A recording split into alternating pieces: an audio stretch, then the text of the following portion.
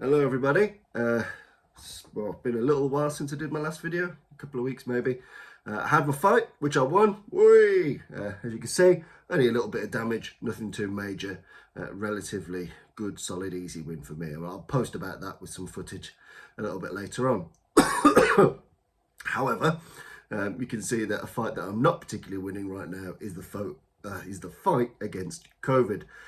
So COVID's given me a bit of the old 1-2, knocked me on my arse a little bit. I'm not too bad. I was really awful 2 days ago. I'm getting better. Missus is a bit poorly as well. But I wanted to make a quick video because I'm pretty bored of being poorly and I thought it'd be an interesting thing to do. So one of the things I see a lot as someone that spans boxing and combat sports, traditional martial arts and combative / self-protection, I find myself often in the middle of that Venn diagram, and I like and dislike things of each of those, and I think they all have value, and if you do all three, you get the maximum possible value. So there's no need to be tribal and just be that guy or just be that guy or just be that guy. You can be all three pretty easily if you put your heart and mind into it. But one of the things I see a lot is when you get the kind of fights that happened over the weekend. So you obviously have got the Tommy Fury KSI fight, you've got the Logan Paul fight, and that tends to bring a lot of casuals out of the woodwork, and they go, oh, it's a disgrace, it's awful, they're ruining boxing for everybody, it's a terrible thing, absolute wankers, yeah, wah, wah, wah, wah, wah. And they always kick off. And so, especially if you are a non-contact pajama wearer, if you are a Thursday night Krav Commando, often when it comes to actually hitting folk, you don't get a vote. But in the spirit of kindness and contemplation, I want to give you a couple of things to think about if you get very irate over YouTuber influencer boxing. The first is that people are like, these aren't pros, they shouldn't be pros, they're terrible pros. The thing is, most pro boxing at a novice level is relatively poor or boring or uninspired. Most people never even see early stages pro boxing because it happens in leisure centres and sports halls all around the country, and most casuals couldn't give a fuck. I go to low-level pro shows. I train with low-level pros, and they're all great guys. But just because you are a pro doesn't mean that you're elite.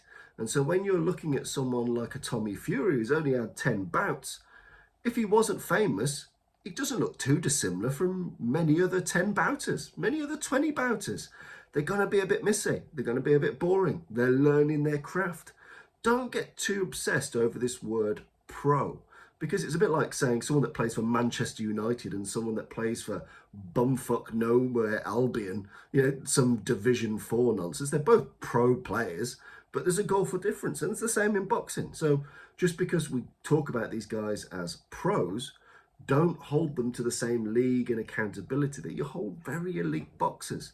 You're not going to watch Tommy Fury and KSI and Logan Paul fight in a manner which is reminiscent of Rumble in the Jungle, Hagler Hearns, Gotti's Wars. You're not going to see that. And it's unfair to hold people to that standard when other professional boxers are not held to that standard. Everyone expects you to be learning your craft early doors in your fights. And if you disagree, you've not gone and watched enough lower level professional fights and you don't understand. Secondly, boxing kills more people than any other combat sport. Anyone that gets in that ring, whether it's white collar Kevin having a laugh or it's a top tier champion at the kind of cutting edge of their game, everyone deserves some measure of respect for the balls it takes to actually get in and do it. If you've never got in, you don't get a vote and you don't get a say. I'm sorry, but fuck off. Your opinion means nothing. And if you have done it, then you need to remember that just like everyone else, have some empathy, because I bet if you fought a couple of fights, you'll have had some bad ones. I've had bad ones. If you are an honest, self-respecting person that fights at not an amazing level, you will have had some pretty shit fights. We've all had them, and we've all had good fights. And there's everything in betwixt those areas. But what you can't lose is the respect.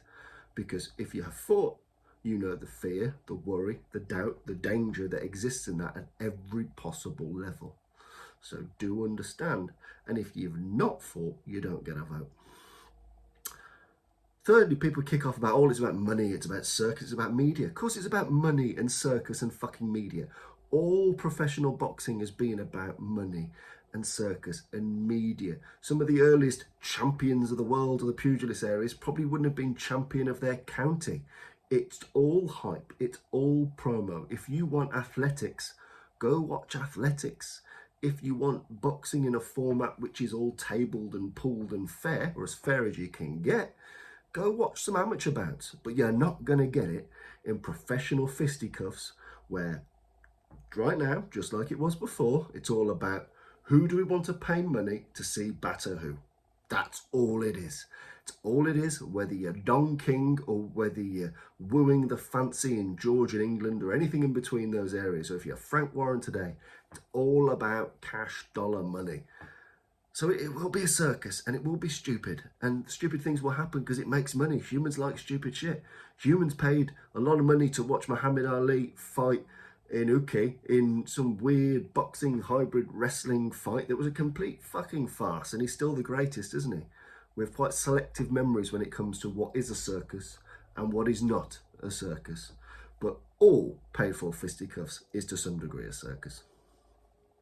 And four, if you're really going to die, if you've got a real bone to pick with this, pick your bone with a couple of different things instead. Direct it at the amount of bloody belts and organisations that are out there that are claiming the same thing. Direct it at the infrequency in which champions face each other. How can it be that Great Britain has so many champions and contender champions that have not fought, and we're a small fucking island, and people will pay and fill out football stadiums to watch these fuckers fight, and yet they have not fought? It's a nonsense. It's a complete nonsense. If your eye is going somewhere, look at that. Put your eye on the extreme usage of performance-enhancing drugs and steroids and how unaccountable a lot of fighters are. Put your rage into mandatory rematch clauses, which means you don't just have to beat a man once, you don't have to beat a man twice, you might have to beat a bastard 3 fucking times to have beat him. Yeah, these are things worth directing your eye at, because these have killed more of boxing than any fucking YouTubers have.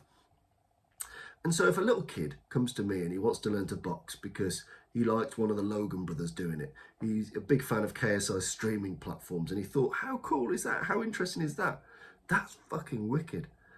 You know, imagine things like karate, right? So if Karate Kid's not your taste and doesn't reflect your karate, but it gets some young kid that needs it in the dojo, well fucking done, Karate Kid. Well fucking done. So if watching Logan Paul and KSI and Tommy Fury and however the fuck a 6-armed gorilla Ganesh monster wants to fight boxing, and that gets people interested into something I love, fucking great. That's amazing.